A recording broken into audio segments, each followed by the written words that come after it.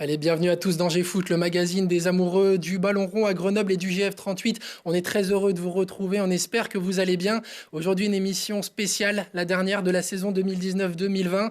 Les instances du foot, comme vous le savez tous, ont mis un terme à l'exercice en cours avec les malheurs et les joies qu'on connaît. On y reviendra tout au long de cette émission spéciale, un peu plus longue. Pour l'occasion, restez avec nous. Coronavirus, bilan de saison et projets pour la saison prochaine sont au programme. Pour m'épauler, débattre, interroger, mettre la plume dans la plaie, comme on dit dans le jargon, j'ai à mes côtés, virtuellement en tout cas, le chef des sports du Dauphiné libéré à Grenoble, excusez du peu, Pierrick Le Peznec. Bonjour Mathias, bonjour à tous. Bienvenue à toi Pierrick. Il a également écrit les plus belles lignes du web grenoblois et il lui en reste encore beaucoup à écrire. Frédéric Souget de Métrosport est avec nous. Salut. Bonjour Mathias, bonjour à tous. Allez, capitaine historique, les qualificatifs manquent pour parler de lui. Brice Maubleu nous honore également de sa présence. Salut Brice. Bonjour Mathias, bonjour à tous. Alors il sera notre grand témoin aussi pendant toute cette émission. Il est l'un des architectes de cette saison, si on peut dire. Philippe Inchberger, entraîneur du Grenoble Foot 38. Bonjour. Ouais, bonjour à tout le monde. Et bienvenue et encore merci à tous d'avoir accepté notre invitation. On va pas perdre une seconde, on sait cette émission elle va être un petit peu longue. On attaque directement dans le vif. Le coronavirus a attaqué de plein fouet la planète entière et notre pays. La France est confinée depuis le 16 mars dernier. On a longtemps spéculé sur une reprise avant que la Ligue de foot professionnelle n'officialise la fin des championnats jeudi 30 avril. Est-ce que c'était la bonne décision à prendre ? On va peut-être donner la parole au coach. Mathias, je pense que la décision a surtout été prise par le gouvernement, à vrai dire. C'est suite au discours d'Édouard Philippe de mardi de la semaine dernière, exactement, je pense il y a une semaine, que la Ligue a entériné le fait que les championnats sportifs professionnels, comme il les a appelés, ne pouvaient pas continuer et que ça signifiait l'arrêt également du sport professionnel, enfin du football professionnel. Partant de là, je pense que la Ligue n'avait pas beaucoup de choix de faire autrement, même si c'est vrai que dans l'esprit de tout un chacun, notamment des présidents, et c'est normal aussi, je pense qu'on aura l'occasion d'y revenir dans l'émission, de la part des présidents qui veulent simplement sauver leur entreprise aujourd'hui, d'avoir cette volonté de reprendre l'entraînement. On avait parlé de reprendre l'entraînement mi-mai. Mi-mai, c'est presque dans une semaine. Bon, voilà, donc pour moi, c'est la décision de la raison, je l'ai déjà dit. Oui, c'est ce qu'on entend beaucoup, c'est cette décision de la raison. Pourtant, il y a d'autres pays qui ont fait le choix de laisser en stand-by. Il y a l'Allemagne qui reprend l'entraînement, l'Italie qui l'envisage, l'Espagne, l'Angleterre. Peut-être un mot là-dessus, Pierrick, Frédéric? Ouais, faut pas aller trop vite quand même pour les autres pays européens. L'Allemagne, ils viennent de détecter 10 cas positifs parce qu'ils ont pratiqué des tests en masse chez les équipes professionnelles de D1 et de D2 là-bas. Voilà, on voit toutes les difficultés qu'il y a également à la reprise pour l'instant en Italie, en Espagne. Il y a des signes effectivement des ligues de reprendre, volonté véritable de reprendre, mais bon. Faut quand même, c'est pas évident du tout que ça arrive jusqu'au bout et peut-être qu'on verra que à la base c'était la décision de la Ligue nationale donc française qui était la plus sage et la plus raisonnable parce que en termes d'organisation, voilà, il y a les matchs mais il faut se déplacer, il faut être hébergé, il faut se nourrir. Avant, enfin ça paraît voilà, organiser ça en mai-juin, ça paraît quand même très très compliqué même dans ces pays-là. Fred? Ouais, je sais pas comment vont faire les pays voisins, mais effectivement, moi, il me semble qu'il y a il y a beaucoup de questions, pardon, il y a peu de réponses finalement. Comme l'a dit Pierrick, il y a toute l'organisation des matchs, les déplacements, comment est-ce qu'on va être hébergé, comment est-ce qu'on va manger, comment ça va se passer au quotidien, comment ça se passerait aussi ou ça se passera dans les pays voisins quand on va détecter quelques cas dans une équipe aussi, parce que ça peut compliquer sportivement aussi la suite du déroulement. Donc pour moi, la France a pris la bonne décision. Après, on verra bien ce qui se passera chez les voisins, mais je suis un peu dubitatif, moi, quand je vois que tout le monde a envie de continuer à côté en Europe. Brice, peut-être un mot sur la frustration que ça peut créer, cet arrêt des championnats. On le sait, vous avez l'habitude de vous entraîner tous les jours, en groupe, de vivre en communauté. Comment vous vivez cette période, vous les joueurs? C'est sûr qu'on n'est pas habitué à couper aussi longtemps au cours d'une année. On a tous envie de reprendre l'entraînement, de retrouver la compétition, de retrouver ce partage avec les autres joueurs d'équipe. Et après aussi ce sentiment de ne pas avoir fini la saison aussi. Il manquait quand même un quart des matchs à jouer, donc il y a beaucoup de choses qui font qu'on aurait aimé finir cette saison, mais la raison l'a emporté.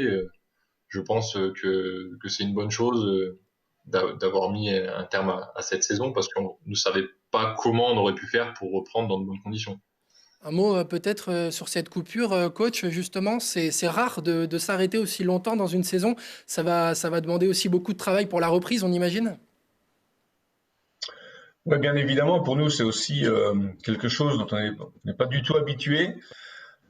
Juste pour revenir sur ce qu'on disait avant, c'est sûr, on parle de reprise, mais on parle de reprise des entraînements à 3, à 4, avec des gens qui peuvent pas se croiser, qui doivent rester à 4 mètres. Je veux dire, ça semble incompatible avec la pratique du football. Je vois pas franchement, aujourd'hui, même s'il y a la volonté dans les autres pays de reprendre, je vois pas franchement un pays, un grand championnat européen reprendre. Ils vont essayer certainement, mais à mon avis, Pierrick l'a signalé, avec 10 cas de Covid déclarés en Allemagne. Bon voilà, donc ça va poser des problèmes énormes parce que la Ligue voulait qu'on reprenne, les présidents voulaient qu'on reprenne, mais en tout cas l'organisation qui était attachée à ça était une organisation extrêmement lourde, voire impossible à mettre en place. Voilà. Pour revenir à ta question sur oui, sur cette période qui est une période qu'on vit d'une manière complètement bizarre, comme tous les Français. Bien sûr, nous, on a perdu complètement nos repères, on n'a plus d'entraînement, on n'a plus de match, on a un championnat qui termine à 10 journées de la fin. Voilà, on reste 2 mois et demi, peut-être 3 mois, peut-être 3 mois et demi sans rien faire. Donc, enfin, quand je dis sans rien faire, c'est sans compétition, sans se voir. Voilà, sachant qu'aujourd'hui, les joueurs ne sont pas en vacances. Ils ont, Brice pourra le confirmer, 5 séances par semaine à faire depuis le début du confinement, c'est-à-dire depuis 1 mois et demi. On a depuis 1 mois organisé 2 séances en visioconférence avec les joueurs, le mardi matin et le jeudi matin, où on fait une séance de cardio renforcement avec Michael, le préparateur athlétique, et où ce matin on était encore plus de 20 connectés, voilà, parce que les joueurs sont aussi au chômage partiel, on peut pas les obliger de travailler, ça c'est un petit peu le problème aussi.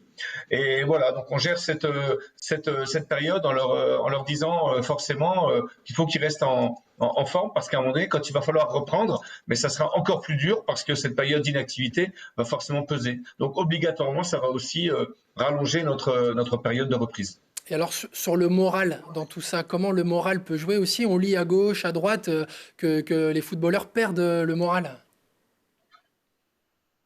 Ben, fatalement, un peu comme tout le monde, je veux dire, quand on peut pas bouger, sortir de chez soi, aller voir ses potes, ne serait-ce que venir simplement venir à son travail. Dans notre cas, c'était devenu impossible, comme pour beaucoup. Je ne vais pas revenir dessus. J'ai aussi plein de copains qui tiennent des restaurants. Je vais vous dire, ils ont pas trop le moral ils ont plutôt le moral en berne, voire en grande berne, pardon, actuellement.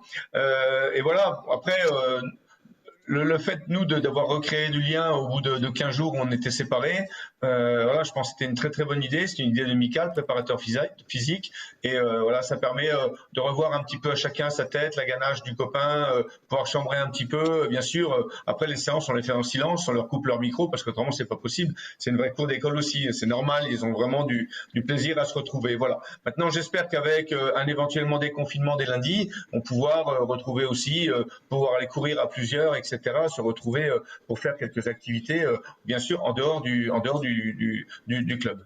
Brice, le moral tient bon? Comment tu le sens, ton groupe, toi, le capitaine du GF38? Oui, ben, il y a beaucoup de joueurs qui ont envie de reprendre l'entraînement, hein, de retrouver un peu cette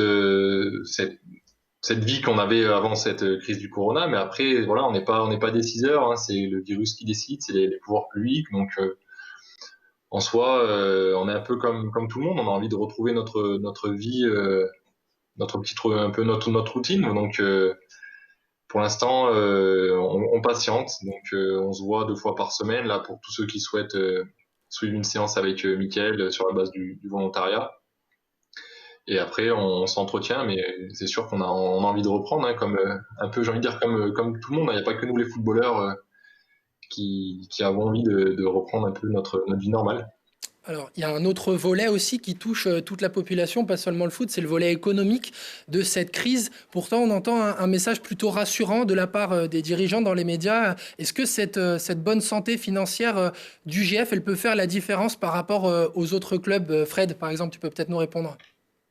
Alors, je crois déjà que globalement, la Ligue 2 sera quand même un peu moins impactée que la Ligue 1, donc pas forcément à ce niveau-là. Après, bien évidemment que la bonne gestion financière du GF38 est un plus en cette période, hein. Il y a des clubs qui vont se retrouver en beaucoup plus grande difficulté que Grenoble, qui arrivera certainement, lui, à plus facilement passer cette crise-là. Par contre, faire une vraie différence sur de la Ligue 2, je suis moins persuadé, parce que voilà, c'est pas non plus des pertes énormes, notamment en termes de droits télé sur les autres équipes du championnat de Ligue 2. On parle d'un trou d'un million, c'est ça? Un trou d'un million? Sur les droits TV, c'est un peu plus d'un million, je crois, effectivement. Après, il y aura peut-être un peu moins de billetterie. Il y aura sans doute aussi des partenaires qui pourront pas reprendre l'année prochaine. Il faudra voir un peu plus précisément, mais je crois que Max Marty a plus donné le chiffre de 2,5 millions, il me semble, approchant les 2,5 millions. Donc ça fait quand même un sacré trou, hein. Grenoble a un budget de moins de 10 millions, donc ça fait plus de 25% du budget à gérer. Mais je pense que Grenoble peut quand même voir l'avenir avec plutôt sérénité et sans trop crainte. On a connu beaucoup de dépôts de bilan à Grenoble. Je pense pas que ce soit un spectre là qu'on ait à redouter cette fois-ci. Pierrick, peut-être un mot là-dessus, t'es d'accord? Ah oui, oui, bah Fred a particulièrement bien résumé la situation financière, qui doit beaucoup aussi à son président, hein, qui, voilà, qui sait dire non, qui sait jusqu'où ne pas aller trop loin, selon l'expression consacrée. Le club, par exemple, n'a pas besoin du prêt garanti par l'État, de faire appel à un prêt pour l'instant. Il faut voir, voilà, faut faudrait pas que la situation dure non plus de trop nombreux mois, mais pour l'instant, au moins sur ce plan-là, on peut être serein du côté du F38. Ça, c'est quand même plutôt bien dans cette période un peu anxiogène. Coach, est-ce que cette situation, elle peut avoir un impact aussi sur le mercato qui arrive à grands pas aussi? On sait qu'il y a aussi des questions de fin de contrat. Comment on vous a demandé de faire aussi, de voir au rabais peut-être, pas forcément? Aujourd'hui, Max, puisque c'est avec lui qu'on discute sur le budget, il nous propose un, deux ou trois plans globalement pour l'année prochaine, en fonction des pertes, quand ils auront bien avec le président et les comptables pu évaluer la perte. Pour revenir à ce que vous disiez, on a la 19e masse salariale de Ligue 2, donc il est bien évident qu'on est moins impacté qu'un club comme Lens, qu'un club comme Saint-Étienne. Tous ces clubs qui sont borderline, quand je dis borderline, c'est qu'en général, ils finissent des exercices avec moins 4, moins 5, moins 6, on ne sait pas, millions d'euros. Ça peut être en Ligue 2, Nancy-Sochaux, par exemple, l'année dernière. On se demande encore, d'ailleurs, comment la DNCG peut la laisser redémarrer, mais bon, c'est comme ça. Donc, il est bien évident que pour ces clubs-là, se creuse un déficit encore plus important qui n'était pas prévu. Et donc, ils peuvent se retrouver en très, très grande difficulté. Voilà. Quant à nous, globalement, par rapport à ce qu'on veut faire, le joueur en fin de contrat, on les connaît.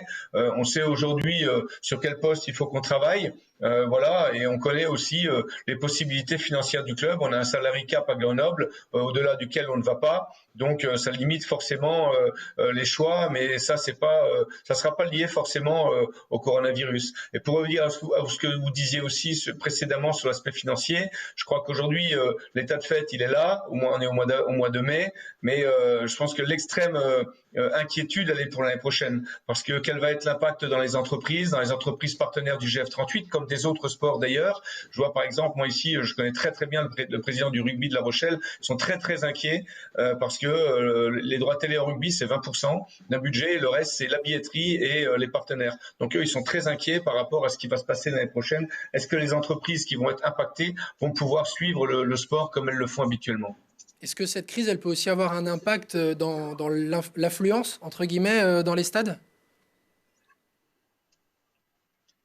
Bah, évidemment, enfin bon après les gens vont retrouver une vie normale. Alors les gens qui sont salariés sont confinés en télétravail, c'est pas très compliqué. Ceux qui sont en chômage partiel, bah, ils ont quand même un manque à gagner, même si aujourd'hui avec le confinement depuis un mois et demi, quand même expliquer comment on fait pour dépenser beaucoup d'argent, mis à part pour un petit peu se nourrir, c'est certainement pas pour se déplacer ou pour avoir des loisirs.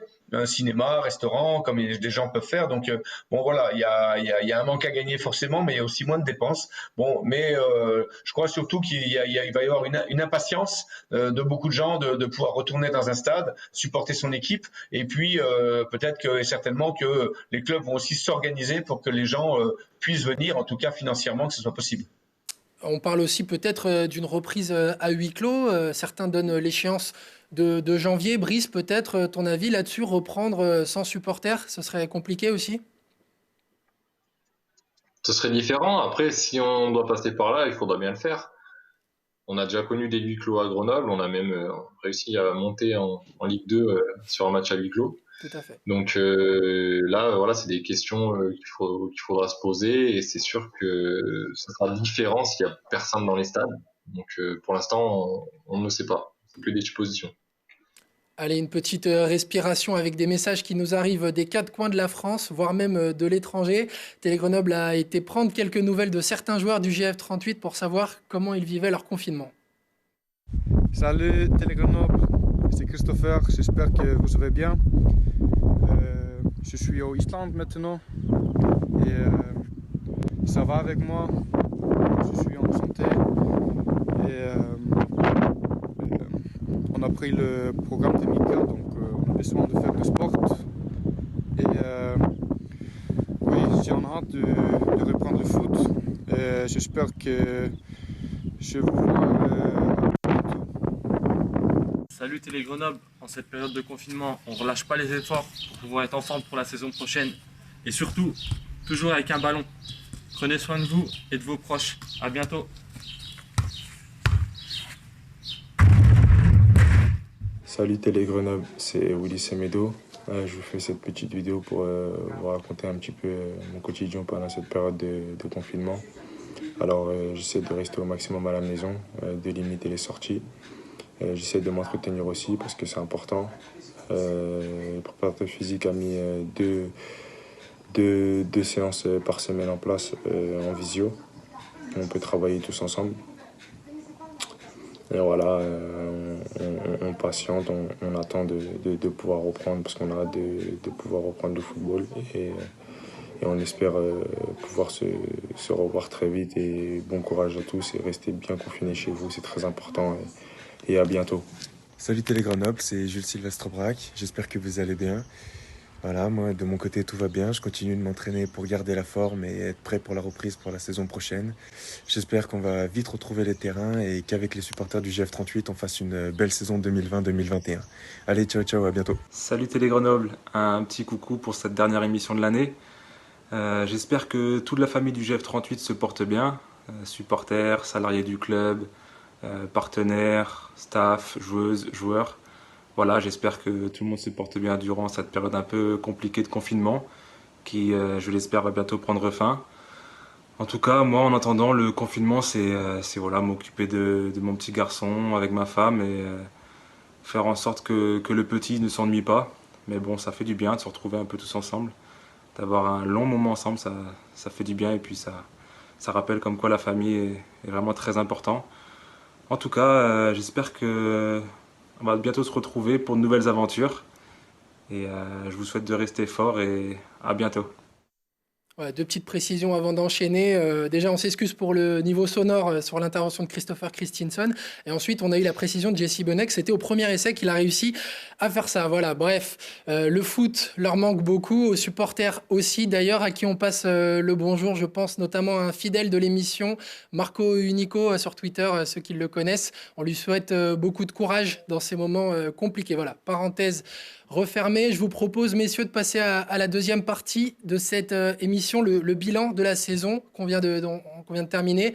On va revenir légèrement en arrière, été 2019 et beaucoup de chamboulements dans l'effectif grenoblois.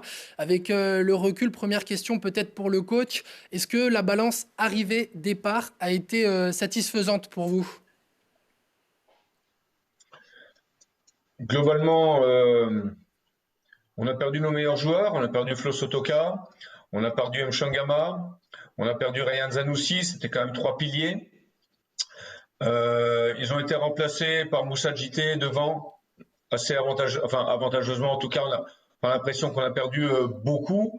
Au milieu, Charles Piquel, je trouve, a remplacé avec pas mal de réussite Ryan. Bon, et puis Youssouf qui avait beaucoup d'importance dans notre jeu, a été voir ailleurs et bon, globalement au milieu avec les différentes options qu'on a pu mettre, on s'en est plutôt pas mal sorti. Voilà. Après sur les autres postes, c'est un petit peu moins dangereux, je dirais. Le grand danger pour nous, et j'avais bien spécifié à Max, au président, on a quand même perdu Sotoka Chergui, 12 plus 8 égale 20 buts sur 43 l'année dernière, je crois qu'on a marqué, donc de mémoire, hein. on a perdu 50% de notre potentiel offensif. Il faut quand même reconnaître, et c'est pas moi qui le dis, c'est simplement les chiffres, que aujourd'hui ces joueurs, je dirais au niveau comptable, n'ont pas été remplacés. Voilà, la saison n'est pas terminée. On peut estimer que Moussa Djité aurait certainement approché au moins les 10 buts, voire peut-être dépassé. Par contre, pour nous excentrer, globalement, pour tous ceux qui ont joué, que ce soit Ondan, Semedo, Tinan, Elogo, bon, on n'a pas eu la réussite qu'on a pu avoir avec Malek. Donc, on est quand même en déficit de ce côté-là. Pierrick, Fred, de quoi elle a manqué cette équipe? Peut-être d'osmose avec tous ces changements? Osmose, je sais pas. De réalisme, ça c'est sûr. D'efficacité devant le but, voilà, de réussite. L'osmose, elle a mis un petit peu de temps à venir en début de saison, mais finalement, au fur et à mesure des matchs, bon, ça c'est quand même amélioré. Voilà, le petit regret qu'on peut peut-être cette saison, c'est ça, c'est ce manque d'efficacité qui a quand même coûté, il me semble, pas mal de points. Est-ce que toutes les recrues offensives, Fred, par exemple, ont montré tout leur talent? On pense à Christopher Christensen, qui malheureusement a été blessé longtemps aussi, et peut-être Florian Raspantino, qui a pas donné le rendement qu'on attendait forcément de lui. Forcément, toutes les recrues ne sont pas à mettre au même niveau. Tu l'as dit, Christopher Christensen a été blessé les 2 tiers de la saison, donc c'est difficile de le juger sur ça. Florian Raspantino, forcément, c'est une déception parce qu'il était un peu annoncé comme la recrue star, entre guillemets, l'été dernier de l'attaque, et qu'au final, il met pas un but. Mis à part JT devant, est-ce qu'on peut vraiment parler de satisfaction? C'est difficile à dire. Moi, je dirais non. Enfin, on attend forcément plus de ces joueurs-là. Comme l'a dit le coach, on perd quand même 2 joueurs qui, à eux deux, ont marqué 20 buts l'an passé. Et notre meilleur buteur cette année n'a que 7 buts, donc avec un quart des matchs à jouer, il serait arrivé à peu près à la dizaine, donc c'est pas non plus fantastique. C'est clairement là que Grenoble a pêché cette année. Alors est-ce que c'est par manque d'automatisme, est-ce que c'est par manque de réussite, par manque de confiance sûrement aussi. Si Florian Raspantino marque lors des premières journées de championnat, il fait sans doute pas la même saison derrière, c'est toujours difficile pour un attaquant, mais ça reste le gros point noir, cette efficacité offensive de la saison, oui. Brice, peut-être ton regard de capitaine sur cette équipe. On avait l'impression que intrinsèquement, cette équipe, elle avait plus de talent que celle de l'année dernière.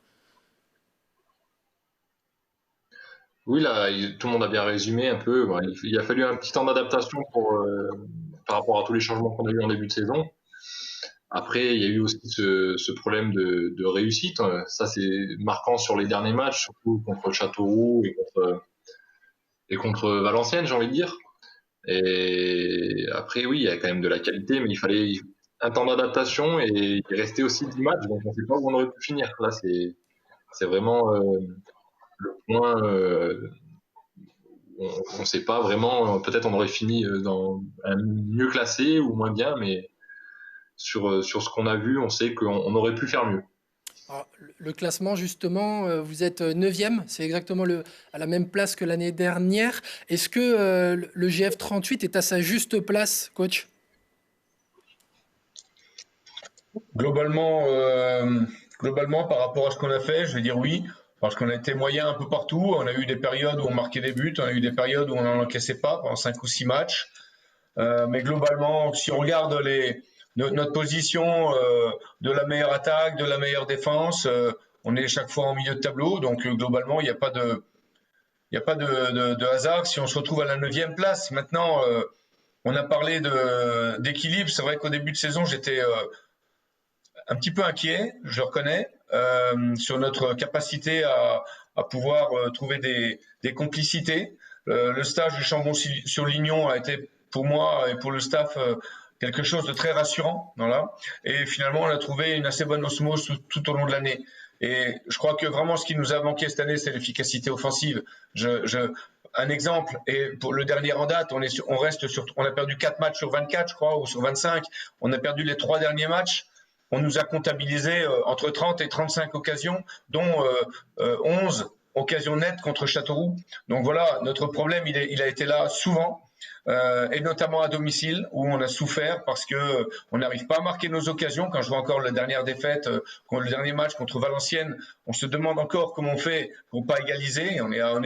Ou contre Châteauroux, où on a quand même 2 joueurs qui sont quasiment seuls dans les 5 m 50 sans gardien, on n'arrive pas à marquer. C'est presque des buts Je préfère encore un mec qui mette le ballon au-dessus à 1 mètre du but, quoi, vous voyez, mais voilà, des choses comme ça. Et franchement, ne serait-ce que sur le match de Châteauroux, si on avait fait basculer, alors qu'on doit le gagner 100 fois, si on rejoue 100 fois, on va le gagner 99 fois, je parle du même match.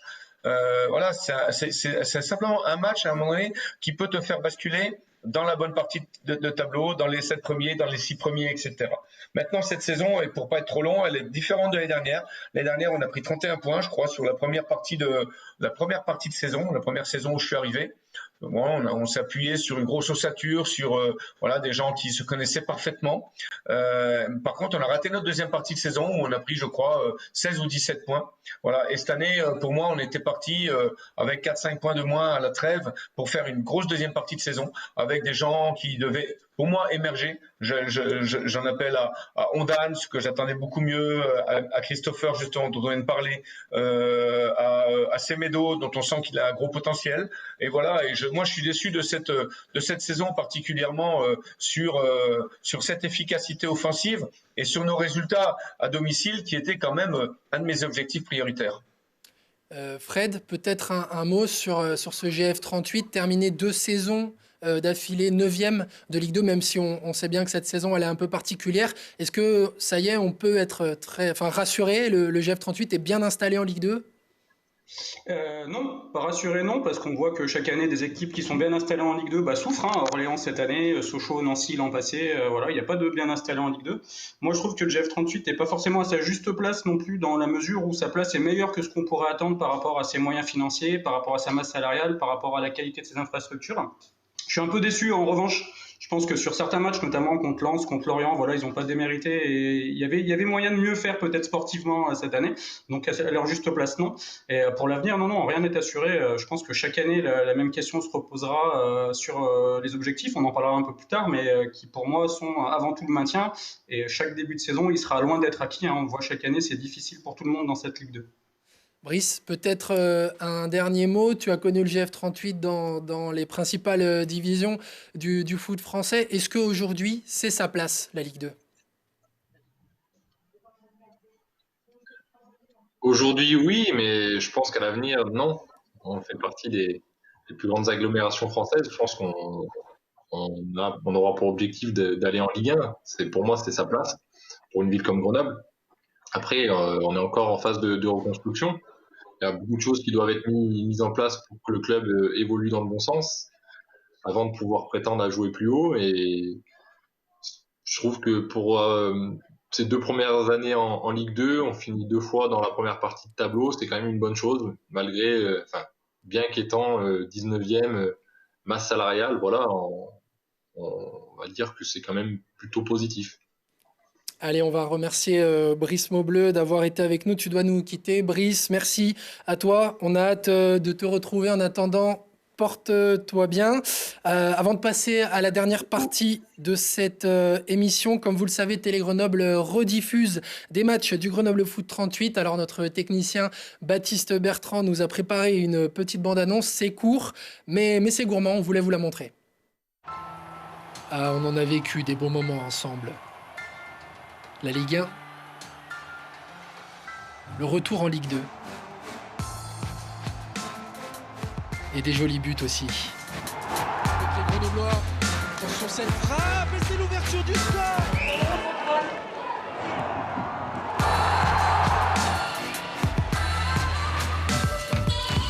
Retrouvez tous les mardis et tous les samedis à 14h un match du Grenoble Foot 38 et revivons ensemble les plus beaux moments de votre club, exclusivement sur Télé Grenoble. Alors, est-ce que la Ligue 1 à Grenoble, avant de passer à la dernière partie, ça rappelle des souvenirs à certains? Fred? Oui, ça rappelle des souvenirs, évidemment. Plus la montée en Ligue 1 et la première saison en termes de bons souvenirs. La deuxième, ça a été un peu plus compliqué, même si le spectacle était souvent au rendez-vous, mais moins les résultats. Mais oui, ça rappelle de bons souvenirs, forcément, la Ligue. Coach, Pierrick aussi, la Ligue 1 à Grenoble? Oui, moi j'ai des souvenirs de certains matchs, effectivement, puisque j'étais pas très loin, j'étais à Bourgoin à l'époque et j'allais de temps en temps au Stade des Alpes. Donc effectivement, de bons souvenirs, ça donne vraiment envie, mais je crois qu'il ne faut pas brûler les étapes. Ça reste quand même un projet pour l'instant relativement lointain. au-delà de la masse salariale et des recrutements ronflants, le club risque encore de perdre certains de ses meilleurs joueurs cette année, comme c'était le cas l'année prochaine, et à un moment donné, il pourrait y avoir le coup près. Attention. Coach, aussi avant de passer à la dernière partie, la Ligue 1 à Grenoble. À titre personnel, j'ai jamais connu la Ligue 1 à Grenoble. Je suis venu jouer, je pense, avec Niort une fois et avec Laval une fois en Ligue 2, une fois au stade de Liguerre à l'époque avec Niort, je pense, et une fois avec Laval. Depuis, voilà, la Ligue 1 pour moi, je suivais ça d'un petit peu loin, puisque j'étais entraîneur en Ligue 2, donc je les ai pas côtoyés. Maintenant, tout le monde a ça dans un coin de sa tête, c'est une évidence. Brice l'a dit, nous sommes là. La 11e métropole française, mais paradoxalement, aujourd'hui, la 19e masse salariale de Ligue 2. Et à un moment donné, on parlait tout à l'heure de le problème d'efficacité. C'est simplement que de temps en temps, on est capable de faire de très bons matchs. Et malheureusement, et c'est pour ça qu'on perd contre Lorient, qu'on perd contre Lens, il va nous manquer un peu de talent. Et le talent, malheureusement, ça ne se trouve pas au supermarché du coin. Eh oui. Messieurs, je vous propose de passer à la dernière partie de cette émission, la saison prochaine. Alors déjà, certains clubs vont quitter la Ligue 2. Je pense au RC Lens et à Lorient. Et qui dit Lens, forcément, pour un Grenoblois, dit Florian Sotoka. On l'accueille par téléphone pour en parler. Salut Florian. Salut Mathias. Merci, ça va? Merci de votre accueil. Ça va très bien. Alors comment tu es confiné? Raconte-nous un petit peu les coulisses. C'est une montée un petit peu... particulière, forcément. On imagine que vous auriez préféré la célébrer sur le terrain, mais elle se savoure quand même. Ouais, en tant que compétiteur, on aurait tous aimé terminer le championnat jusqu'à la 38e journée. Malheureusement, on n'a pas pu le faire. Voilà, la Ligue a décidé que les deux premiers et les deux derniers de Ligue 1 descendaient. Voilà, on a pris ça avec un plaisir énorme. Voilà, on est très fiers d'avoir pu ramener le RC Lens à Ligue 1 et voilà, c'est un club qui mérite que la Ligue 1 et je pense que sur l'ensemble de la saison, Lorient et nous-mêmes, je pense qu'on mérite cette montée. Donc voilà, on est très fiers d'avoir pu participer à cela. Alors à titre personnel, qu'est-ce qu'elle représente cette montée en Ligue 1? Beaucoup de choses. Déjà, voilà, il y a 2 ans, j'étais encore à Grenoble voilà, pour partir d'un projet de CFA. Donc voilà, ça représente beaucoup de choses, beaucoup de travail, beaucoup de sacrifices parce que voilà, j'ai connu le monde amateur, je sais que c'est pas facile pour y arriver et voilà, j'ai connu 3 montées en 4 ans, donc voilà, c'est super pour moi et toute ma famille. Donc voilà, on va profiter des vacances qui vont pas tarder à arriver et après voilà, on se plongera dans la préparation et on a un championnat difficile qui arrive, mais voilà, c'est merveilleux pour nous. Bon, on a hâte de voir Florian Sotoka marquer contre le PSG. En tout cas, messieurs, peut-être certains d'entre vous qui veulent passer un mot à Florian? Oui, je voudrais bien, si c'est possible. Florian, salut. Salut, coach. Bon. Salut, coach. Allez, je parle en premier, j'en ai pas pour longtemps. Déjà, je suis content d'entendre Florian, ça rappelle des bons souvenirs. J'ai 2 choses à lui dire. La première, c'est que son parcours est très intelligent parce que c'est pas évident quand on vient du milieu professionnel. Lui, il vient du milieu amateur, mais a quand même passé des années professionnelles à Montpellier. De se réadapter sur le milieu amateur pour pouvoir se relancer. Il a su le faire avec Grenoble. C'est très intelligent de sa part et aujourd'hui, il est récompensé. La deuxième chose, quand Lorient il vient de monter 3 fois en 4 ans, je dis qu'à un moment donné, il n'y a pas de c'est tout. Il y a des gens qui portent en eux cette force, ce bonheur qu'ils transposent tous les jours, chaque minute, par leurs efforts. Voilà, Florian, j'ai connu des joueurs plus techniques que lui, j'ai connu des joueurs voilà, moins batailleurs, mais c'est quelqu'un qui emmène son équipe et c'est tout sauf un hasard qu'aujourd'hui, comme par hasard, Florian il est à Lens et Lens monte. Voilà, comme par hasard il était à Grenoble et Grenoble est monté. Donc voilà, donc je voulais le féliciter pour ça parce que c'est une abnégation de chaque instant et je crois que pour un garçon qui joue notamment sur un poste d'attaquant et si je repense à la saison dernière, être capable de jouer 37 des 38 journées sans rater 1 minute de jeu, c'est premièrement qu'il a la grande confiance de son entraîneur, mais c'est surtout qu'il a tout fait pour le mériter. Merci beaucoup, coach. C'est très touchant de votre part. Voilà, c'est aussi grâce à vous que j'en suis là aujourd'hui. Donc voilà, on a passé une année extraordinaire l'an dernier. C'était mes premiers pas en Ligue 2 et c'est aussi grâce à vous. Donc merci beaucoup. C'est très touchant de votre part. Pierrick, Fred, rapidement. Ouais, le coach a quasiment tout dit. Il y a des réussites qui font plus plaisir que d'autres. Et Florian, au-delà d'être un très bon joueur, c'est aussi un très bon mec en fait. Et voilà, tout simplement, félicitations à lui. Et ça fait vraiment plaisir surtout qu'il a une part prépondérante, pardon, dans cette montée du RC Lens. Donc ça fait vraiment plaisir pour lui. Merci beaucoup, c'est très gentil, Pierre. Merci beaucoup. C'était frais, mais... Pierrick, un mot? Ouais, c'est pareil, très vite. Non, mais voilà, de toute façon, Oui, pardon. après tout ça, c'est dur d'enchaîner, mais non, mais c'est vrai que Florian, voilà, au-delà du joueur aussi, et même pour nous, la presse un peu égoïstement, c'est quelqu'un qui jouait toujours le jeu, dans la victoire, dans la défaite, qui s'arrêtait pour, voilà, pour s'exprimer. Et c'est pas toujours le cas dans ce milieu professionnel, donc voilà, je crois qu'en plus, il n'a pas trop changé malgré le RC Lens et malgré la montée. Donc voilà, on lui souhaite le meilleur, bien évidemment. Moi, je lui souhaite le meilleur parce qu'il le mérite pour la suite de sa carrière. Merci beaucoup, c'est très gentil. Bon, merci en tout cas, Florian, d'avoir pris le temps d'être avec nous. Hein. On te le dit pas, mais on croise fort les doigts. Et puis à très vite et bonne chance en Ligue 1. Avec plaisir. Merci à vous pour l'invitation. Je vous embrasse tous les quatre et je vous dis à bientôt sur le terrain. Merci beaucoup. Salut Flo. Salut, Allez, Flo. on passe à la prochaine partie. Sur la saison prochaine, justement, on va commencer avec le sujet qui fait un petit peu mal. C'est cette nouvelle vague de départ. Il y en a déjà 6 qui ont été officialisés. Coach, on va peut-être commencer par vous. Est-ce que c'est l'intersaison qu'on espérait? Non, on est. Je dirais que l'arrêt forcé nous oblige à prendre globalement des décisions qu'on n'aime pas faire parce qu'on est loin des joueurs, on peut pas discuter avec, c'est assez compliqué même si on les a au téléphone. Mais bon, voilà, il y a eu aussi des annonces il y a 15 jours ou 3 semaines sur les joueurs en fin de contrat, sachant qu'il y a des dossiers qui sont pas encore forcément bouclés. Concernant les départs. Maintenant, les grandes tendances, elles sont là. Et vous savez, le joueur professionnel, il n'est pas fou. Brice a prolongé 4 ans.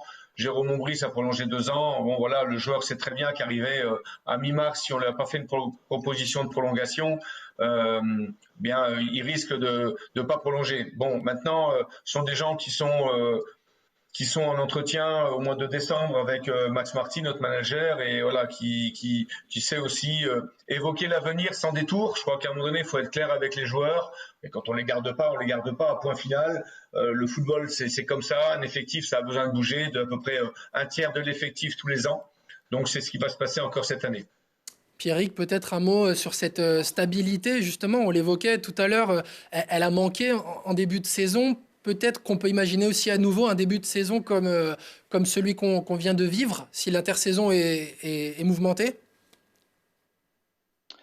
Oui, mais c'est pas impossible. De toute façon, un effectif doit effectivement se renouveler.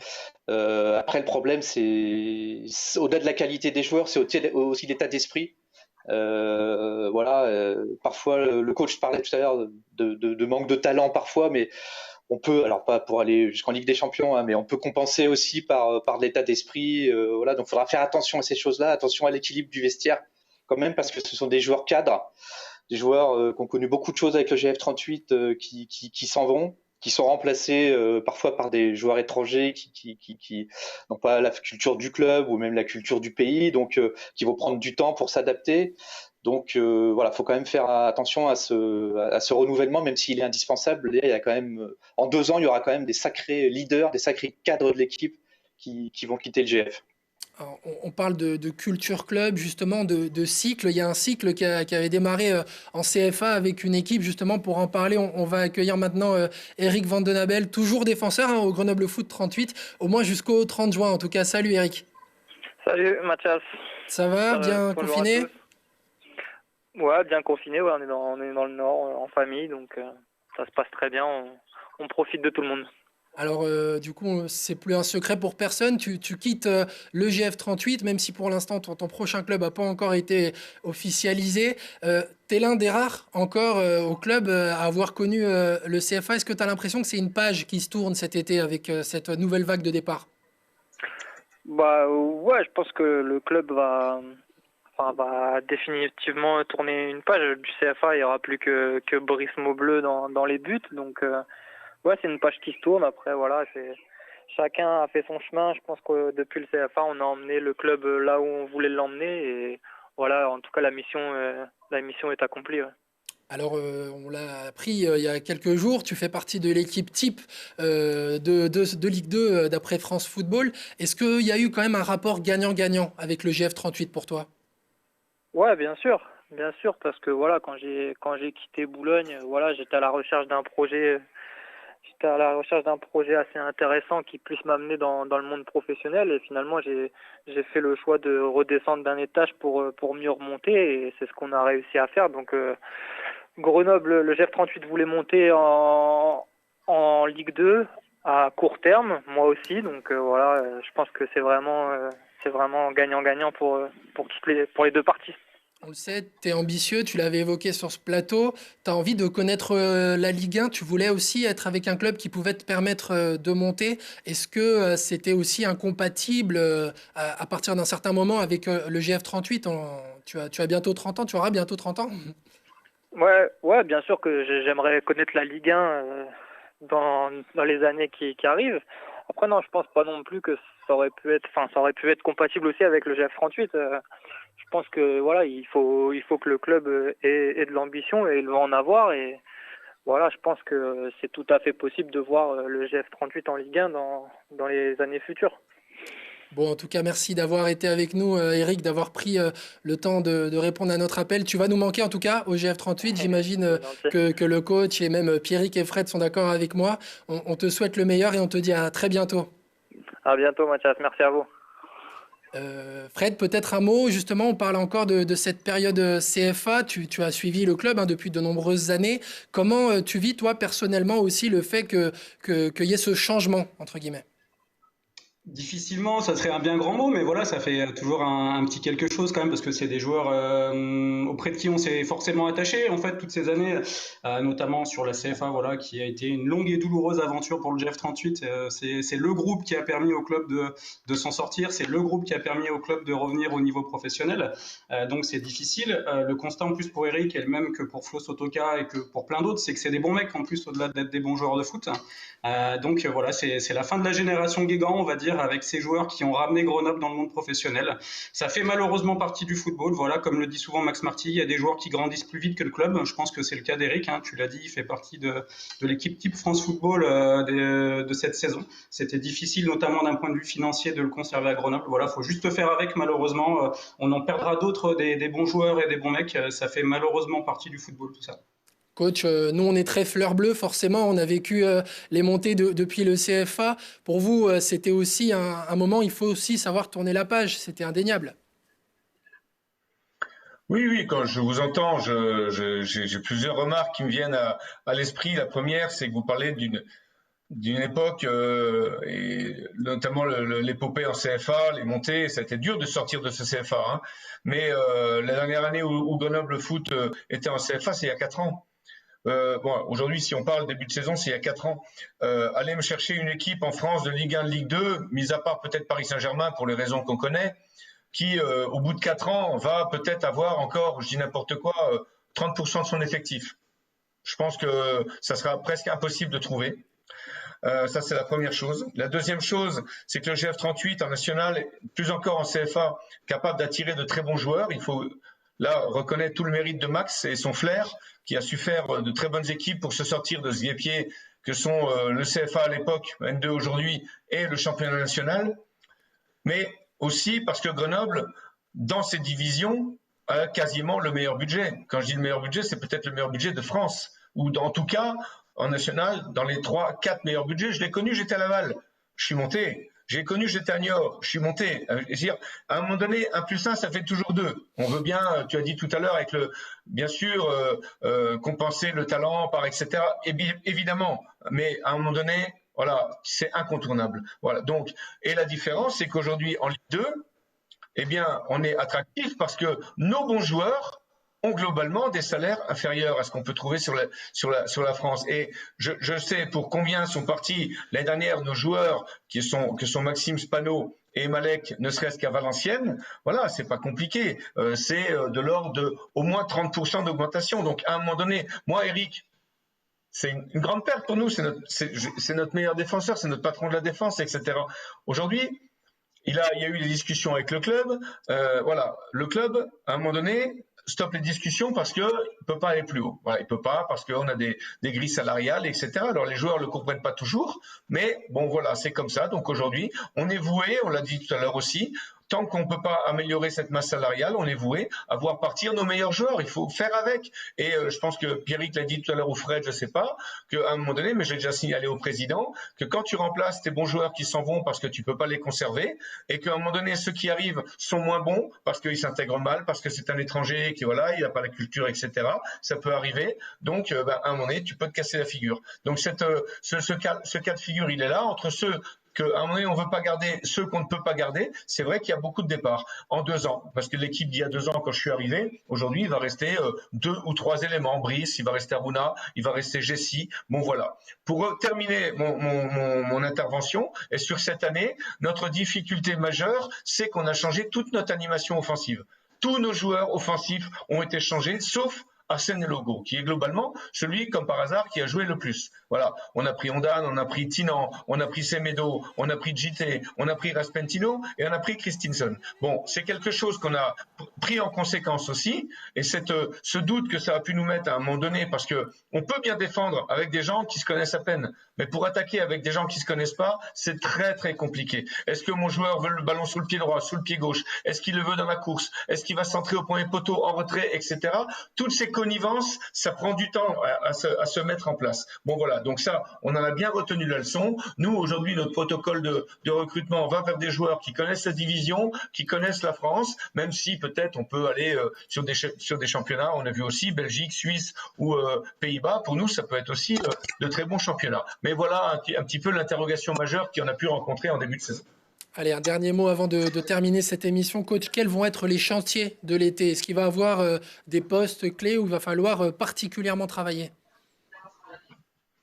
On a listé les postes qu'il fallait. Voilà, on cherche un gardien parce que Pape Camara a l'intention de jouer. À son âge, 27 ou 28 ans, c'est tout à fait compréhensible. On a promu Esteban Sales comme numéro 2 parce que c'est un garçon qui est vraiment méritant, qui a progressé sous les ordres de Arnaud Gentil, bien évidemment. Ensuite, voilà, on va remplacer Eric. Globalement, va être remplacé par Stralman numériquement, un garçon encore voilà qu'on a suivi l'année dernière, qui a été à Rodez, donc lui on a un petit avantage, il a passé quand même déjà 3-4 mois en France au moins, donc il va être un petit peu acclimaté. On garde aussi de très très bons joueurs qu'on a pu recruter cette année. Il ne faut pas non plus Adrien Monfray, Charles Piquel, etc., Moussa Djité, sachant que si on a besoin à un moment donné de finances, c'est possible qu'on en vende un ou deux, les gens qui sont, comme on dit, bankable. Voilà. Après, sur l'aspect offensif, pour simplement venir sur ce qui nous a manqué cette année, voilà, chercher des profils de gens qui sont capables de marquer des buts, c'est-à-dire au lieu de prendre 3 ou 4 joueurs qui marquent 2 ou 3 buts chacun dans la saison, peut-être en prendre 2, mais qui sont capables de marquer entre 7 et 10 buts. Je ne parle pas que des attaquants, ça peut être les excentrés aussi. Allez, rapidement avec Pierrick, Fred, avec ces chantiers de l'été, quelles peuvent être les ambitions du GF 38 l'année prochaine? On sait que ça va être de la Ligue 2, que ça va être du maintien. Mouillez-vous un petit peu. C'est dur de se mouiller vu le contexte actuel parce qu'on ne sait quand même pas trop de quoi sera fait l'avenir à tout point de vue. Voilà, Fred l'a dit tout à l'heure, il ne faut pas brûler les étapes. Quoi qu'il arrive, Grenoble, pendant encore quelques temps, sur la ligne de départ, se présentera pour jouer le maintien d'abord. Et puis après, voilà, s'il y a des bonnes surprises, tant mieux. Voilà, il faudra essayer de recruter malin. Et puis peut-être qu'on parlait d'état d'esprit et de leadership, que certains joueurs qui ont quand même du caractère dans cette équipe, qui vont rester, prennent un petit peu plus d'épaisseur aussi dans le vestiaire, pour qu'il y ait du caractère. Moi, j'ai l'impression que parfois, sur certains matchs que j'ai vus, l'équipe a manqué un peu de caractère. On n'en a pas trop parlé, mais au-delà de l'efficacité. Donc voilà, c'est quand même aussi des éléments importants. Donc voilà, moi, pour parler des 2 premières saisons et enchaîner sur la 3e en Ligue 2, voilà, si le GF peut toujours être un peu à la lutte, 7, 8, 6e, pour voyager et faire une saison sympa et intéressante, voilà, ça serait l'objectif premier. Je pense que Philippe sera d'accord, ça sera sur la part de jouer d'abord le maintien. Fred, en 30 secondes. L'objectif au-delà du maintien, ce sera la reconquête du public. Alors ça passera bien évidemment par une saison sportive réussie, essayer de flirter avec le top 5 le plus possible. On aurait pu cette année avec quelques résultats un peu plus positifs. Ça passera par plus de spectacles et ça passera surtout par déjà gagner à domicile. Voilà, ça fait 2 ans qu'on en parle. Il y avait du mieux sur les dernières semaines. Ça va être un des gros chantiers, ça, niveau objectif aussi. Essayer de refaire venir du monde au Stade des Alpes parce que l'affluence était tout de même très décevante cette saison, en nette baisse par rapport à la saison d'avant. Ça passera par le sportif, mais ça passera aussi sur la manière de jouer de l'équipe. Et je rejoins assez Pierrick sur le côté état d'esprit. Voilà, le public grenoblois a aussi besoin de voir des gens qui sont impliqués, des guerriers entre guillemets, et ça peut passer par là de faire revenir du monde au stade. Et ben voilà, ce sera le mot de la fin. Merci vraiment à tous d'avoir été présents dans cette émission de fin de saison. Pierrick, on te retrouve dans les pages du DL. Fred, toujours hyper actif et hyper réactif sur Métrosport. Et puis coach, on vous dit à très bientôt pour la reprise. Merci à vous. Merci à tous. Et puis vous, merci aussi pour votre fidélité tout au long de cette saison. Restez connectés, on a encore plein de belles choses à vivre ensemble. On vous dit à très vite et portez-vous bien. Bye bye.